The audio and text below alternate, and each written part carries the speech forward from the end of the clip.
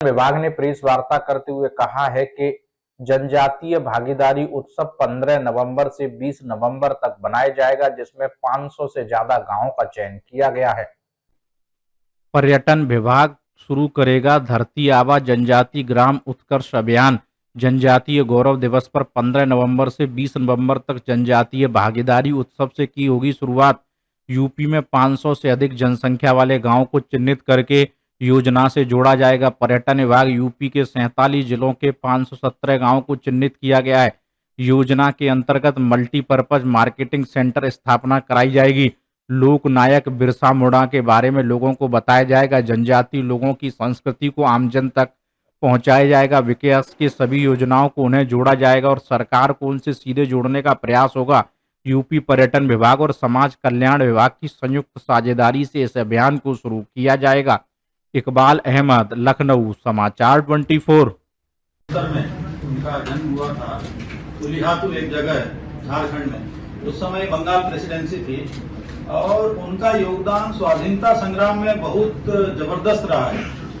तो जो गुमनाम हमारे स्वाधीनता के नायक है, उनको हम सम्मान देने के साथ ही साथ उन्होंने जो कार्य किया देश के लिए, जिस तरीके का बलिदान दिया, उसको हम एक तरीके से युवा पीढ़ी तक इस माध्यम से पहुंचाएं ताकि वो अनजान न रहे। नहीं तो धीरे धीरे करके हमारे बहुत सारे स्वतंत्रता के नायक कहीं न कहीं पर उनको हम भूल जाते हैं, तिरोहित हो जाते हैं उनके योगदान।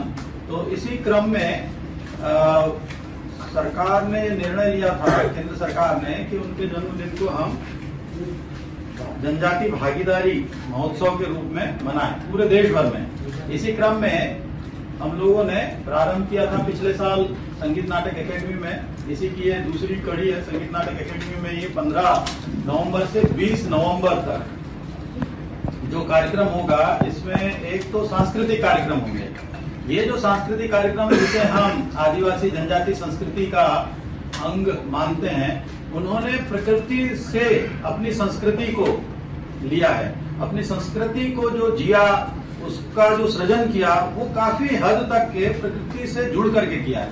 तो पर्यावरण के प्रति भी उनकी जो एक संबद्धता होती है और प्रतिबद्धता होती है, ये अक्सर इनके जनजातीय नृत्यों में परिलक्षित होती है। इस क्रम में न केवल उत्तर प्रदेश के 10 लोक नृत्य जो जनजातीय नृत्य हैं उनको हम प्रस्तुत कर रहे हैं, बल्कि 22 राज्यों से 38 लोक कलाकार दल हम लोगों ने यहाँ पर आमंत्रित किए हैं, जो अपनी जनजातीय संस्कृति को प्रस्तुत करेंगे। इसके अलावा आप देखेंगे कि इनके अपने परिधान होते हैं। उन परिधानों में अलग तरीके से अपनी सृजनशीलता के माध्यम से, अपनी कल्पना के माध्यम से वो रंग भरते हैं और उसको भी हम परिधान प्रदर्शन के तौर पर प्रस्तुत करेंगे, ताकि आज के युग में जहाँ पे आधुनिकता में हम बहुत सारे सांस्कृतिक तत्वों को भूलते जा रहे हैं, उसको हम कैसे युवाओं से जुड़ें, युवा पीढ़ी को कैसे उसको परिचित कराएं। इसके लिए अलग अलग स्कूलों से हमने संपर्क करके प्रतिदिन कुछ न कुछ 4-6 स्कूल वहां पर विजिट करेंगे और देखेंगे। तीसरी बात है वाद्य यंत्रों की प्रदर्शनी। बहुत सारे वाद्य यंत्र विलुप्त होते जा रहे हैं, जो बांस के, लकड़ी के, मेटल के कई सारे बने हुए हैं अलग अलग तरीके से। आप देखेंगे उन वाद्य यंत्रों की प्रदर्शनी लगाएंगे और उसके बारे में वहां पे डिस्क्रिप्शन होगा और साथ ही साथ QR कोड होगा, जिससे और डिटेल में जानना है उस वाद्य यंत्र के बारे में तो आप मोबाइल से QR कोड पे जैसे ही फोकस करेंगे तो वो फिर पूरा डिटेल उस वाद्य यंत्र के बारे में बता देगा। तो एक तो वाद्य यंत्रों की प्रदर्शनी, दूसरा पुस्तकें। बहुत सारे लोग उत्सुक होते हैं कि भाई जनजातियों के बारे में जाने, उनके उद्भव के बारे में जाने, किस तरीके से उनका जीवन होता है, किस तरीके से उनकी संस्कृति होती है, उसके बारे में जाने। उसके लिए वहाँ पे पुस्तक प्रदर्शनी और पुस्तक मेला भी इससे संबंधित है, वह भी होगा। व्यंजन, वो क्या खाते हैं, ये भी जिज्ञासा होती है कि वो किस तरीके से खाते हैं। आज की तारीख में तो अब बहुत ही कॉमन हो गया है कि हर जगह पे आपको न केवल रोटी, अब तो हम ब्रेड और बिस्किट पे पहुंच गए हैं और ये भी सब गाँव देहातों तक पहुंच चुका है। लेकिन जो हमारे मूल व्यंजन रहे हैं या जो एकदम जमीन से जुड़े हुए रहे हैं, प्रकृति से जुड़े हुए रहे हैं, वो भी कहीं हम भूल न जाएं। इसके लिए उन जनजातीय व्यंजनों की भी वहां पर प्रदर्शनी के साथ ही साथ लोगों को उसका स्वाद भी चखने के लिए मिलेगा।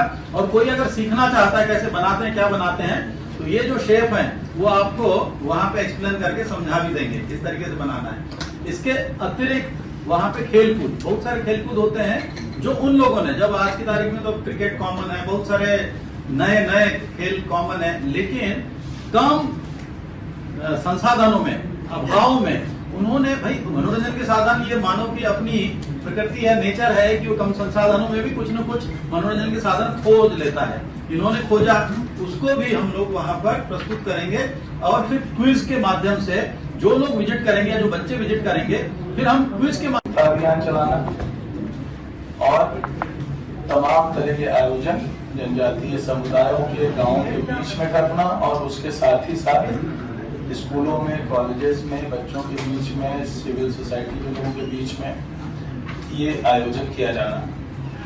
तो ये पूरा जो है वो एक तरह से आप महीना ही देख लीजिए कि हम लोग जो जनजातीय समाज और ग्राम है उनके उन्नत विकास के लिए समर्पित कर रहे हैं। साथ ही साथ उनकी जो संस्कृति है, उनकी जो जिंदगी है, उनका जो संघर्ष है, उस मुद्दे को हम लोग हाईलाइट करने के लिए ये बड़ा आयोजन कर रहे हैं। पहली बात तो।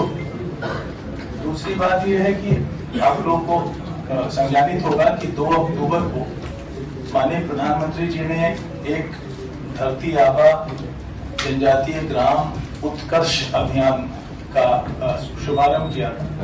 वो भी मिनिस्ट्री ऑफ ट्राइबल अफेयर्स का एक नेशन वाइड कैंपेन है, जिसमें पूरे देश के ऐसे जनजाति बहुल गांव जहां पे जनजातीय आबादी जो है वो टोटल आबादी की 50% है, उनको चयनित किया गया। और इत्तेफाक से उत्तर प्रदेश में ऐसे 517 गांव हैं जिनको हम लोगों ने चयनित किया है।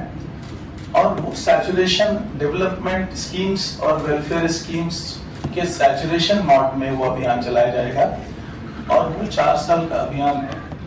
ये प्रथम चरण हमारा होगा, पहला साल, जिसमें रोड्स, बिजली, पानी, कृषि, सोशल वेलफेयर की स्कीम्स, सारी हाउसिंग, जितनी तरह की स्कीम्स हैं, उनके जो ट्राइबल कम्युनिटीज के अपने जो उत्पाद हैं उनको मार्केट करने के लिए, जो मल्टीपर्पज सेंटर्स हैं उनका स्किल डेवलपमेंट के लिए, उनको एजुकेशन देने के लिए जितनी भी तरह की विभागीय योजनाएं चल रही हैं, उनसे उन 517 गाँव को सैचुरेट करने का जो अभियान है वो भी किक स्टार्ट हो चुका है 2 अक्टूबर को। उस पे भी एम्फेसिस हम इस जो हमारा जनजातीय भागीदारी उत्सव है उस पे देंगे। तो 22 जो स्टेट से और 2 देशों से जो टीमें आएंगी वो भागीदारी उत्सव में लखनऊ में प्रतिभाग करेंगी, लेकिन इसके साथ ही साथ जनपदों में जिलाधिकारी की देखरेख में, लोकल जो वहाँ पे माननीय जनप्रतिनिधिगण है उनकी देखरेख में इस अभियान को हम पूरे प्रदेश में संचालित करेंगे।